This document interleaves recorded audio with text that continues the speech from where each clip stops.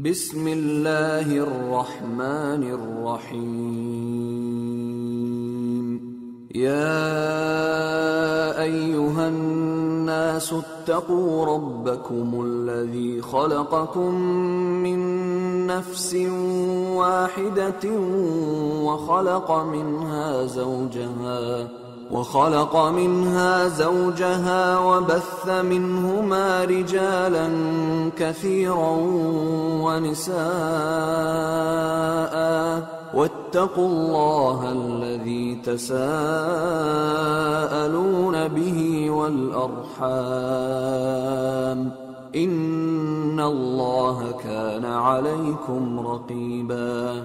وآتوا اليتامى أموالهم ولا تتبدلوا الخبيث بالطيب، ولا تأكلوا أموالهم إلى أموالكم، إنه كان حوبا كبيرا. وإن خفتم ألا تقسطوا في اليتامى فانكحوا ما طاب لكم من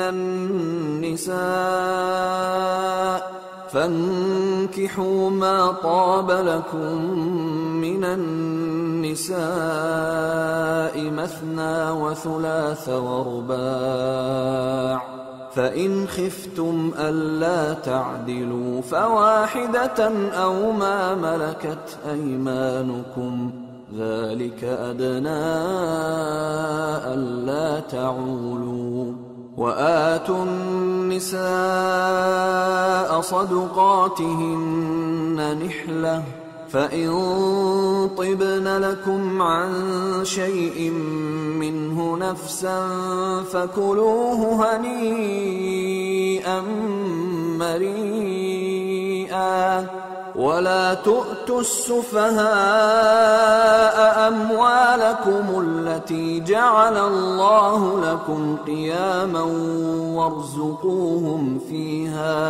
وارزقوهم فيها واكسوهم وقولوا لهم قولا معروفا. وابتلوا اليتامى حتى إذا بلغوا النكاح، فإن آنستم منهم رشدا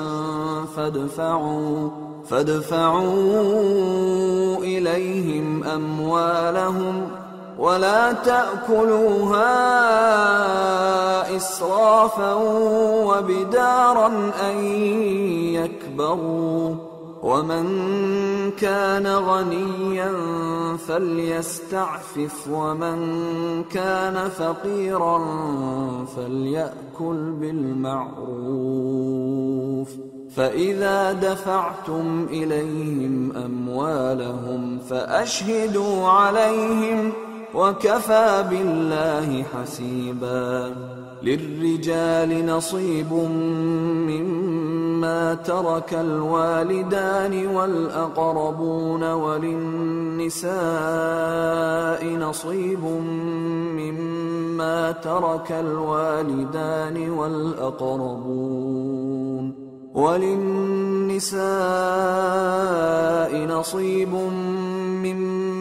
ترك الوالدان والأقربون مما قل منه أو كثر، نصيبا مفروضا.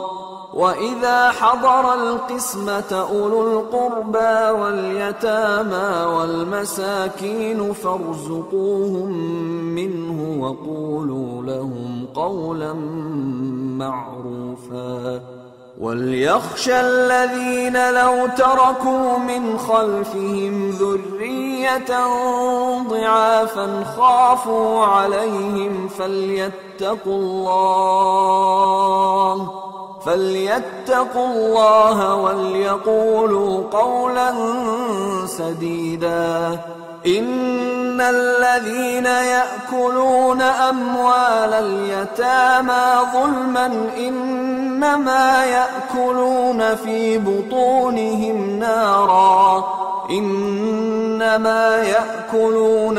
بطونهم نارا وسيصلون سعيرا.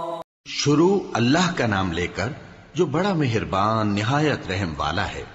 لوگو اپنے پروردگار سے ڈرو جس نے تم کو ایک شخص سے پیدا کیا، یعنی اول اس سے اس کا جوڑا بنایا، پھر ان دونوں سے کثرت سے مرد و عورت پیدا کر کے روئے زمین پر پھیلا دیے۔ اور اللہ سے ڈرو جس کے واسطے سے تم ایک دوسرے سے حقوق کا مطالبہ کرتے ہو، اور قطع رحمی سے بچو، کچھ شک نہیں کہ اللہ تمہیں دیکھ رہا ہے۔ اور یتیموں کا مال جو تمہاری تحویل میں ہو ان کے حوالے کر دو، اور ان کے پاکیزہ اور عمدہ مال کو اپنے ناقص اور برے مال سے نہ بدلو، اور نہ ان کا مال اپنے مال میں ملا کر کھاؤ کہ یہ بڑا سخت گناہ ہے۔ اور اگر تم کو اس بات کا خوف ہو کہ یتیم لڑکیوں کے بارے میں انصاف نہ کر سکو گے تو ان کے سوا جو عورتیں تم کو پسند ہوں، 2 یا 3 یا 4 ان سے نکاح کر لو۔ اور اگر اس بات کا اندیشہ ہو کہ کئی عورتوں سے انصاف نہ کر سکو گے تو ایک ہی عورت سے نکاح کرو یا باندی سے تعلق رکھو جس کے تم مالک ہو، اس طرح تم بے انصافی سے بچ جاؤ گے۔ اور عورتوں کو ان کے مہر خوشی سے دے دیا کرو، ہاں اگر وہ اپنی خوشی سے اس میں سے کچھ تم کو چھوڑ دیں تو اسے مزے سے کھا لو۔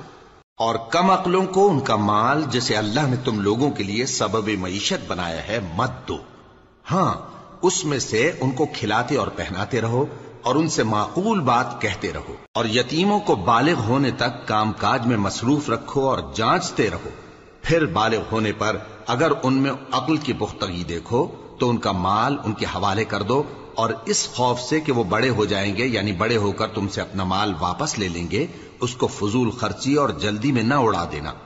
اور جو شخص آسودہ حال ہو اس کو ایسے مال سے قطعی طور پر پرہیز رکھنا چاہیے، اور جو ضرورت مند ہو وہ مناسب طور پر یعنی بقدر خدمت کچھ لے لے۔